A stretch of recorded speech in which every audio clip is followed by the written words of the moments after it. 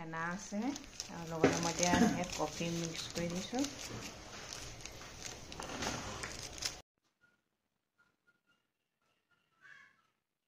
Good morning সকলোকে মোৰ পেজৰ চেনেলটোলৈ স্বাগতম যোৱা যোৱা আইতা ৰিংকুকেই থাকে আৰু এই গৰম পানী লৈ আহিছোঁ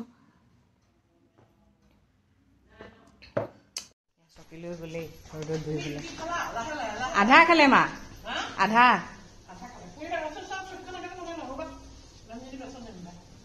গৈছে খোৱাত যে আৰিয়া একদম বেয়া ভাই যেনে তেনে ৰুটি অকণমান ৰিংকুৱে কোচত লৈ দিছে কাৰণে খালে আৰু এতিয়া লাগি যাওঁ কামত লাগি যাওঁ কামহে আৰু জীৱনটোত কামেই কাম কৰি থাকিব লাগিব হয় নহয় কামকে কৰি থাকোঁ আৰু কাম নকৰিলেই নহয় যে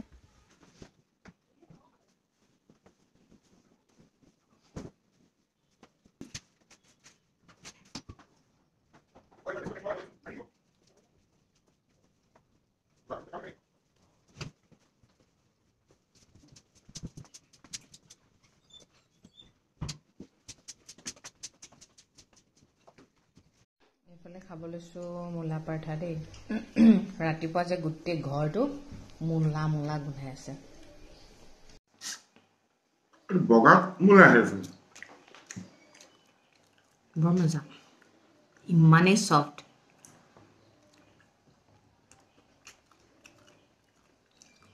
ৰিংকুৱে কৈছে মূলা পৰঠা খাবলৈ যিমান মজা বনাবলৈ সিমান কষ্ট মানে বৰ আলাসত কৰিব লাগে মানে পৰঠাটো এইডোখৰ স্থান মোৰ আৰু এইডোখৰকে দেখিব আৰু এতিয়া আমি যাওঁ মাহঁতৰ গাঁৱলৈ বিহগুৰি গোগা নামঘৰলৈ যাওঁ কিয় যাওঁ সকলো পিছত জনাই আছোঁ এইবোৰ যে গামোচা মায়ে জোঁৱাই ক'লে দিয়া দেই মানে ধুনীয়া গামোচা দেখিলে মায়ে লৈ থৈ দিয়ে আৰু দেখাই দিছোঁ পানী বটল ডাইপাৰ এইবোৰতো ল'বই লাগিব লৈ লৈছোঁ আৰু এটা কথা কি জানে ক্ষীণাম বুলি লৈছোঁ এতিয়া ক্ষীণাইছোঁ অকণমান এই ব্লাউজবোৰ এতিয়া ঢিলা হৈছে নহয় বৰ বিপদ শকত হ'লেও বিপদ ক্ষীণালেও বিপদ কোনটো বান্দৰ বান্দৰ এনেকৈ যায় নি কাক ধৰি পাৰিছে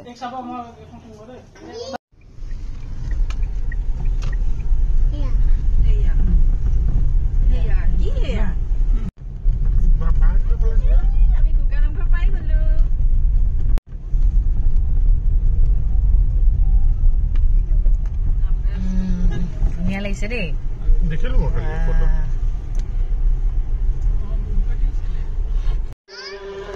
আজি গেটখনৰ উন্মোচন কৰিছে ন এই গেটখন ডাঙৰ মামাৰ ডাঙৰ ছোৱালীয়ে দিছে বৰষা বাই ফিটা কাটিলে ডাঙৰ মই ইফালে যাওঁ ইটো চাইডে গৈ লওঁ ৰ'বা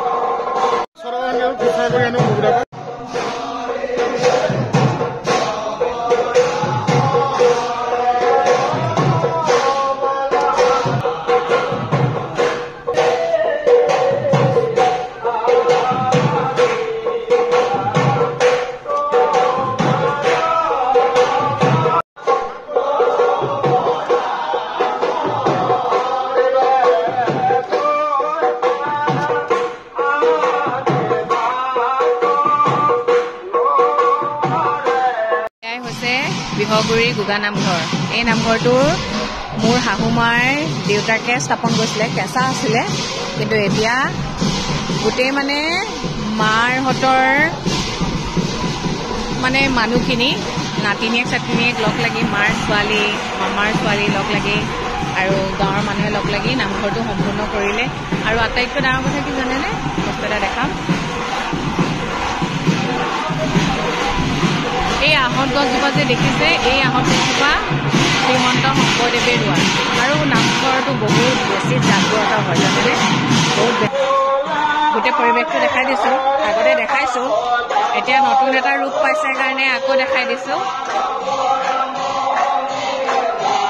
এইফালে বিস্কুট খাই আছে, জোতা বোলে নিপিন্ধে। এইফালে আমি চাহকাপ ষ্টাৰ্ট কৰিছোঁ আৰু এইফালে নাম লৈ আছে ধুনীয়াকৈ। 3:20 হ'ল, পালোহি আৰু খাই বৈ পেট ভৰাই আহিছোঁ। এইফালে ছোৱালী শুই গৈছিলে, গোটেই বালি খেলি শেষ, তাত শেষ হৈ আহিছে আৰু এতিয়া গাড়ীৰ পৰা নমাৰ লগে লগে সাৰ পালেই নহয়।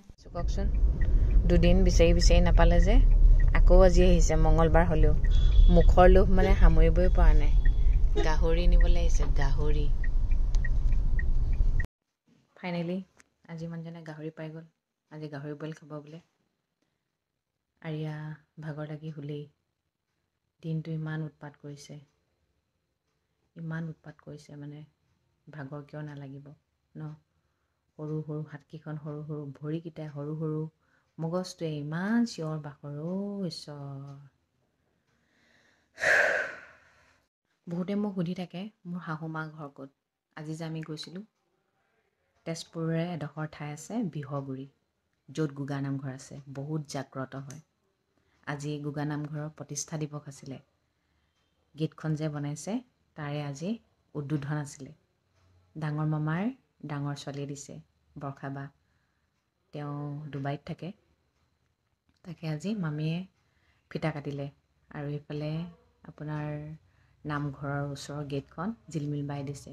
তেওঁৰ স্কুলৰ কাৰণে যাব নোৱাৰিলে, ভিনদেউৱে ফিটা কাটিলে। এই গোটেইখিনি মানুহ মাহঁতৰ ফেমিলি হয়। সেই নামঘৰটো প্ৰথমতে প্ৰতিষ্ঠা কৰিছিলে মোৰ শাহুমাৰ দেউতাক, অৰ্থাৎ আমাৰ ককা হ'ব আৰু। কিন্তু আজি বহুত ভাল লাগিছে। সেইডোখৰত প্ৰথমতে বোলে কি জানে, গৰু চৰাই যে, গৰু চৰোৱাৰ কাৰণে তাক গোগা বুলি কয় বোলে, গোগা বুলি নাম দিলে। তাৰপিছত এদিন শংকৰদেৱ আহি পিনে বোলে সেই গৰু চৰাই যে, গৰু চৰোৱাৰ কাৰণে তাত বোলে মই এজোপা বৰগছ ৰুই দিওঁ বুলি এই বৰগছজোপা ৰুই দিলে। তেতিয়া মানে গৰখীয়াবোৰে তাতে বোলে জিৰণি লৈছিলে, গম পাইছেনে? তাৰপিছত ককাই সেই নামঘৰটো কেঁচাকৈ তাতে প্ৰতিষ্ঠা কৰিছিলে। প্ৰথমতে বোলে নামঘৰটো নহওঁতে সেই বৰগছজোপাতে মাহঁতৰ সৰুতে বোলে তাতে চাকি জ্বলাইছিলে। আজি সেই নামঘৰটোৱে এটা ধুনীয়া ৰূপ পালে ন? ভাল। অকলে নোৱাৰা কাম সকলোৱে লগ লাগি কৰিলে কামটো কিমান ইজি হৈ পৰে, মানে সহজ হৈ পৰে, নহয়নে?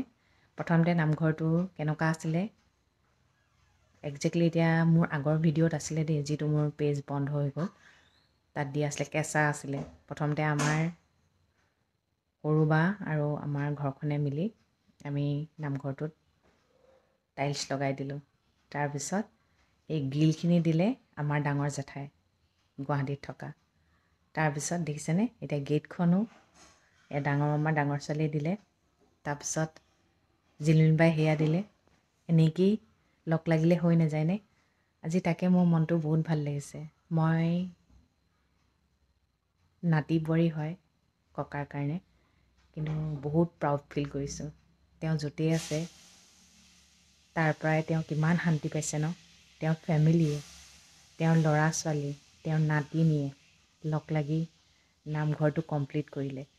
আৰু অকণমান বাকী আছে, আৰু মানে কি হৈছে, চাৰিওফালটো যদি পকা কৰি দিয়ে তেনেহ'লে মানে বহুত সুন্দৰ হৈ পৰিব। বহুত জাগ্ৰত হয় জানেনে? মই সেই নামঘৰতে মই এবাৰ কৈছিলোঁ ভগৱান মোক সন্তান এটা দিব বুলি। তাৰপিছতে মই আৰিয়াক পাইছিলোঁ, কিন্তু সঁচা কথা। সেই গোগা নামঘৰলৈ বহুত দূৰ দূৰৰ পৰা মানুহ আহে জানেনে? যদি কোনোবা ওচৰতে আছে আহিব বিচাৰে আহিব পাৰে, গম পাইছে? আৰু ইমান মানে সেইখন বোলে গোগা নামঘৰখনক শংকৰদেৱে কৈছিলে বোলে তৃতীয় বৈকুণ্ঠ, গম পাইছেনে? ইমান ধুনীয়া পৰিৱেশ দেখিছেনে? তাৰে যে ভাগ এটা হ'ব পাৰিছোঁ, বহুত ভাল লাগিলে। আৰু এনেকৈ গ'লে মানে ধৰক গাঁৱৰ মানুহখিনি লগ পোৱা হয়। আৰু বহুতে সুধি থাকে নহয়, ৰিংকু ঘৰ ক'ত, ৰিংকু ঘৰ ক'ত? সেই তাতে ৰিংকু ঘৰ, মই দেখুৱাইছোঁ নহয়, সেই তাতে ৰিংকু ঘৰ। চব ধুনীয়াকৈ হৈ গৈছে। এতিয়া মানুহখিনিয়ে ধুনীয়াকৈ পৰিচালিত কৰিলে ধুনীয়াকৈ নামঘৰটো চলি থাকিব। দিবলৈতো বহুত মন যায় ন, শক্তি চাই ভক্তি, যিমান পাৰোঁ দিছোঁ। কেতিয়াবা এনেকুৱা লাগে বাকীখিনি যেন পইচা থকা হ'লে কৰিয়ে দিলোঁহেঁতেন। চাওঁচোন বাৰু, তথাপিও মনটো মই হাৰ মানি দিয়া নাই। ভগৱানে দিলে নিশ্চয় কিবা বাকী থাকিলে কৰিম লাহে লাহে। ঠিক আছে তেন্তে দিয়ক, আজিৰ দিনটো এনেকৈয়ে গ'ল আৰু। তেনেহ'লে ৰাখোঁ। সদায় কোৱাৰ দৰে কওঁ, ভগৱানে সকলোৱে মংগল কৰক দেই। সকলো সদায় ভালে থাকক। Good night.